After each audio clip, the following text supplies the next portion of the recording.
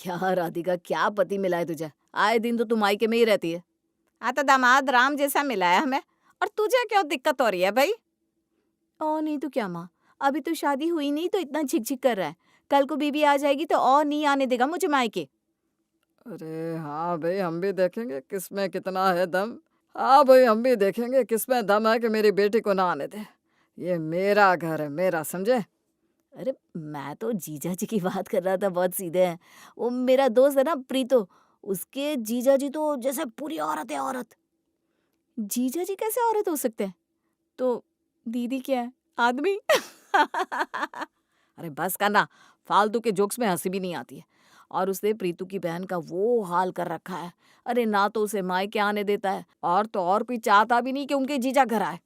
तभी डोरबेल बजती है। डोरबेल बजी तो राधिका भागी दरवाजे की तरफ।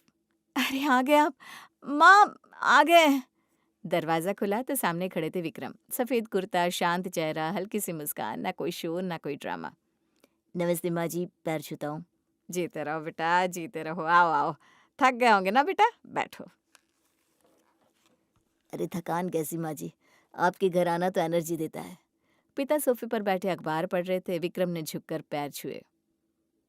अरे विक्रम बेटा, कब आए? बताया क्यों नहीं पहले? पापा जी, अपने घर आने के लिए भी अपॉइंटमेंट लेनी पड़ेगी क्या? वैसे भी राधिका यहाँ थी तो मैं भी चला आया। सोचा सब साथ मिलकर बैठेंगे। रोहन एक कोने में चुपचाप बैठा था। विक्रम ने खुद आगे बढ़कर उसके कंधे पर हाथ रखा। क्या हुआ साले साहब, मुंह क्यों लटका के बैठे हो? अब कुछ नहीं जीजा जी, बस ऐसे ही। ऐसे ही नहीं चलेगा यार। क्या चल रहा है कॉलेज में? पिछले महीने जो बोल रहे थे इंटर्नशिप वाला, उसका कुछ हुआ? नहीं जीजा जी, वो कंपनी ने रिजेक्ट कर दिया। अच्छा सुनो, रिजेक्शन का मतलब खत्म होना नहीं होता। मतलब ये होता है कि तुम अभी उस लेवल के नहीं हो।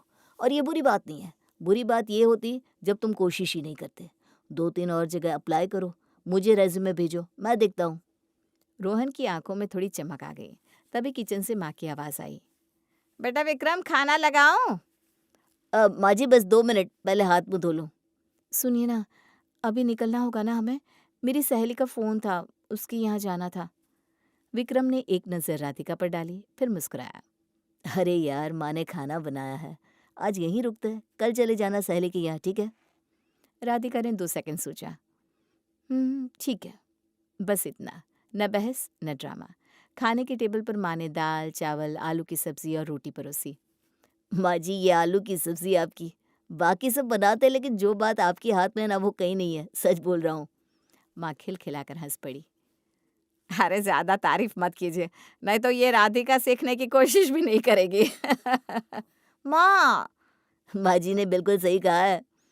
खाने के बाद राधिका ने कहा कि उसे बाजार से कुछ लेना है। सुनिए ना, थोड़े पैसे चाहिए थे।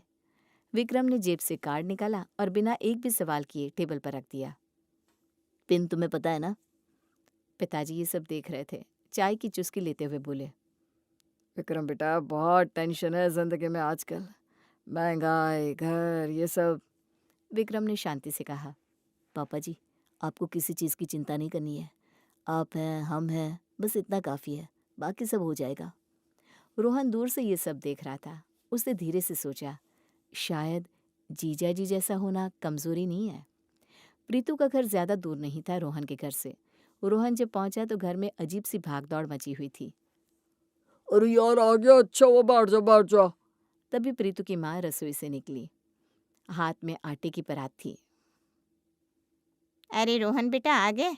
अच्छा हुआ। सुन, आज दीदी के ससुराल वाले आ रहे हैं, घर में काम ज़्यादा है, तुम भी हाथ बटाओ ना थोड़ा। दोस्त की बहन बहन ही होती है ना, तो दोस्त का फ़र्ज़ भी तो बनता है। रोहन कुछ बोलता इससे पहले परात उसके हाथ में थी। यार आया था बैठने और यहाँ तो नौकरी लग गई। खैर, रोहन और प्रीतु दोनों लग गए। कुर्सियाँ लगाई, कूलर साफ किया, किचन में सब्जी काटी। 1 घंटे की मेहनत के बाद घर चमक रहा था। तभी बाहर कार रुकने की आवाज़ आई। आ गए जीजा जी। दरवाज़ा खुला। अंदर दाखिल हुए संदीप जीजा जी। धूप का चश्मा, हाथ में मोबाइल, चेहरे पर ऐसा भाव जैसे किसी ने ज़बरदस्ती बुलाया हो। तो आ गए हम। वैसे रास्ता बहुत खराब है, गड्ढे ही गड्ढे है। आओ आओ बेटा, बैठो, थक गए होगे ना। संदीप सोफे पर बैठा। 2 मिनट भी नहीं हुए कि अरे पानी तो लाओ कोई। और जरा ठंडा देना, गर्म पानी मत देना। पानी आया, एक घूंट लिया। ये ठंडा है, फ्रिज का पानी नहीं है क्या घर में? बेटा अभी और ठंडा करवाती हूँ। हाँ और ये एसी क्यों नहीं चल रहा? इतनी गर्मी में कूलर से काम नहीं चलता।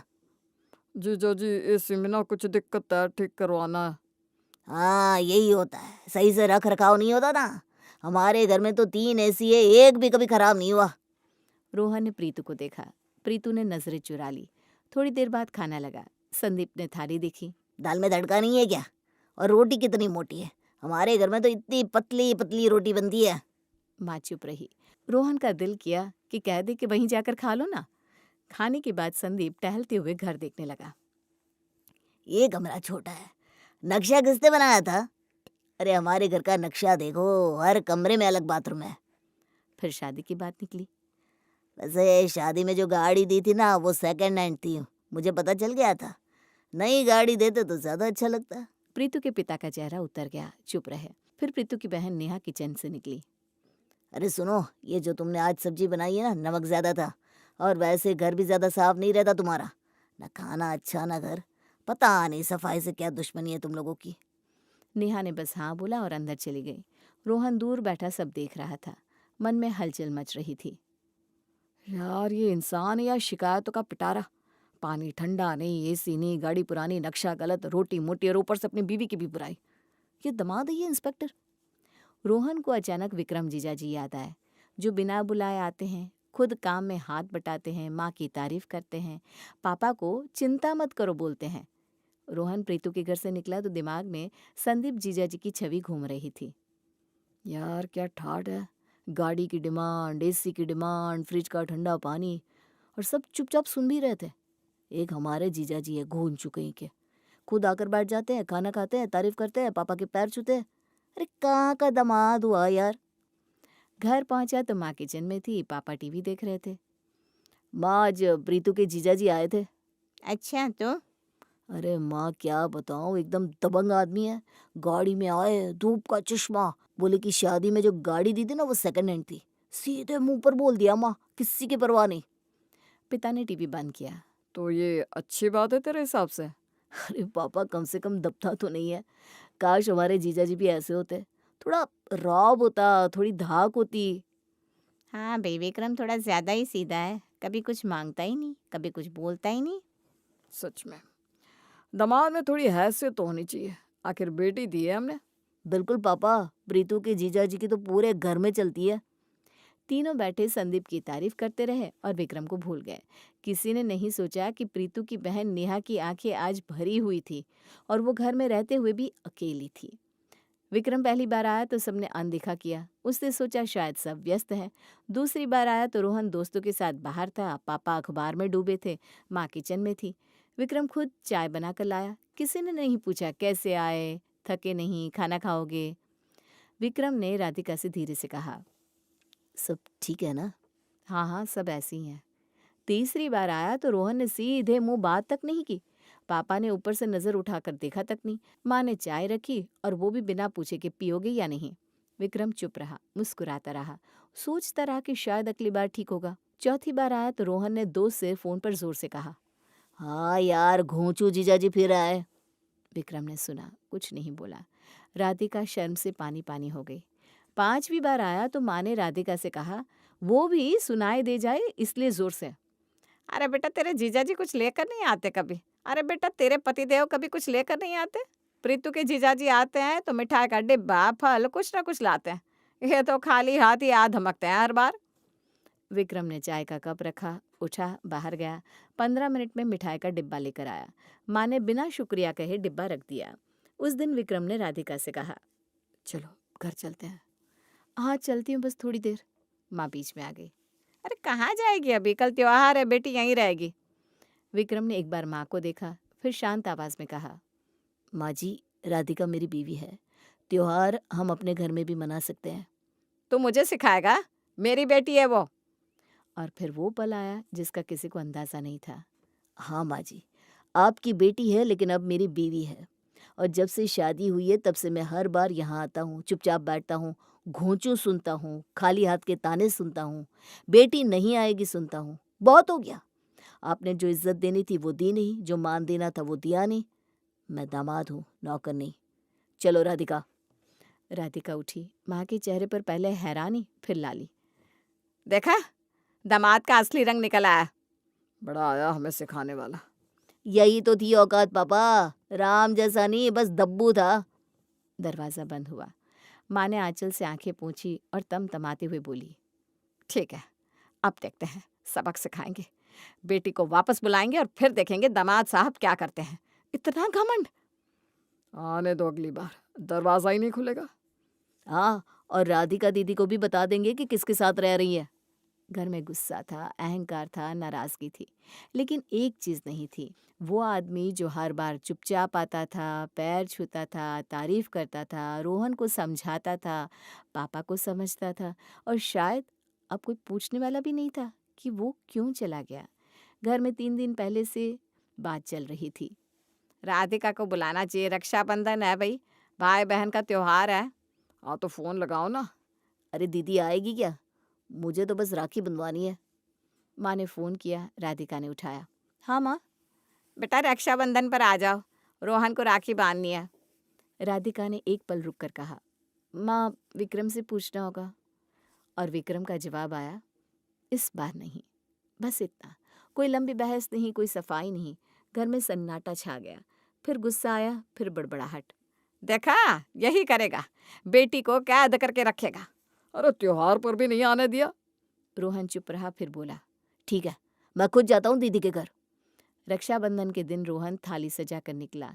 राखी, मिठाई, दीदी के लिए कपड़े। दरवाज़ा खुला तो राधिका सामने थी। चेहरे पर मुस्कान थी, लेकिन वो वाली नहीं जो पहले होती थी। आ रोहन।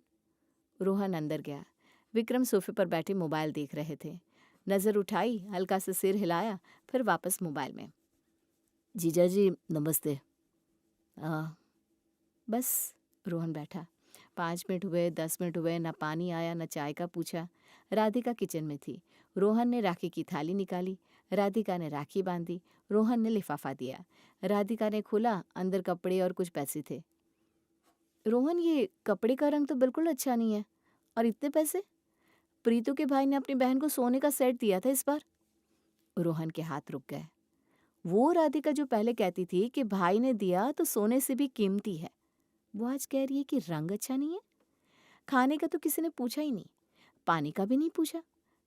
विक्रम उठे, बाहर चले गए और फिर वापस नहीं आए। रोहन आधे घंटे में उठ गया। जा रहे हो? हाँ दीदी, काम है। बाहर निकला तो धूप तेज थी। रोहन ने स्कूटर स्टार्ट किया, निकल गया, लेकिन कोई बाहर तक छोड़ने नहीं आया। रोहन घर पहुंचा तो सीधे अपने कमरे में घुस गया। माँ ने देखा तो समझ गई कुछ गड़बड़ है। क्या हुआ, राखी बंधवाई? रोहन कुछ नहीं बोला, बस बैठ गया और फिर आंखें भर आई। माँ, दीदी ने पानी तक नहीं पूछा, जीजा जी ने मुंह तक नहीं खोला, और जो कपड़े दिए उसमें भी दीदी ने कमियां निकाल दी। कहा कि प्रीतु के भाई ने तो सोने का सेट दिया। पिता का चेहरा सख्त हो गया। माँ की आंखें लाल हो गई। उन्होंने फ़ोन उठाया और राधिका को लगाया। राधिका, ये क्या हरकत है तेरी? भाई रक्षाबंधन पर आया और तूने पानी तक नहीं पूछा? कैसी बहन है तू? दूसरी तरफ राधिका चुप रही, फिर शांत, बिल्कुल ठहरी हुई आवाज़ में बोली, माँ, रोहन को बुरा लगा? अच्छा माँ, एक बात बताओ, जब विक्रम हर बार तुम्हारे घर आते थे तो क्या तुमने कभी पानी पूछा? क्या कभी रोहन ने ढंग से बात की? क्या पापा ने एक बार भी पूछा कि थके तो नहीं? रोहन ने तो उन्हें घूंचू तक कहा माँ, एक बार नहीं, बार बार। माँ के मुंह से आवाज़ तक नहीं निकली। माँ, विक्रम ने कितना झेला। चुपचाप आते थे, पैर छूते थे, तारीफ करते थे, रोहन को समझाते थे, पापा को ढाढ़स देते थे, और बदले में क्या मिला? अपमान, हर बार अपमान। माँ, मैं उन लोगों से रिश्ता नहीं रख सकती जो मेरे देवता जैसे पति का अपमान करे, चाहे वो मेरा अपना ही घर क्यों ना हो। फोन कट गया। कमरे में सन्नाटा था। माँ धीरे धीरे सोफे पर बैठ गई और फिर रो पड़ी। बेटा मैंने गलत किया, मैं संदीप की तारीफों में आ गई और मैंने विक्रम की कद्र नहीं की। वो हर बार आता था, इज्जत करता था, और हमने उसे क्या दिया? पिता की आंखें नम हो गई। वो चुप रहे, लेकिन उनकी चुप्पी सब कह रही थी। रोहन कमरे में बैठा था, सब सुन रहा था। दिमाग में एक एक बात घूम रही थी। संदीप जीजाजी का रौब, प्रीतु की बहन की भरी आंखें, विक्रम जीजाजी का हर बार चुपचाप मुस्कुराना। राखी पर दीदी का ठंडा व्यवहार। रोहन उठा, फोन उठाया, विक्रम का नंबर लगाया। घंटी बजी, विक्रम ने उठाया। हाँ रोहन। रोहन की आवाज़ कांप रही थी। जीजा जी, मुझे माफ़ कर दो। मैंने आपको खो चुका, आपकी बेइज्जती की, आपकी कदर नहीं की। मैं समझ नहीं पाया कि जो चुपचाप सब झेलता है, जो बिना मांगे देता है, जो बिना शोर के प्यार करता है, वही असली मर्द होता है। संदीप जीजा जी का रौब देखकर मैं अंधा हो गया था, लेकिन आज दीदी के घर जाकर समझ में आया कि रौब वाले घर में बहन की आंखें खाली होती है। दूसरी तरफ विक्रम कुछ देर चुप रहा, फिर कहा, रोहन, माफ़ी मत मांगो। बस इतना याद रखो कि इज्जत मांगी नहीं जाती, कमाई जाती है। और मैंने कभी मांगी भी नहीं। तुम मेरे साले हो और हमेशा रहोगे।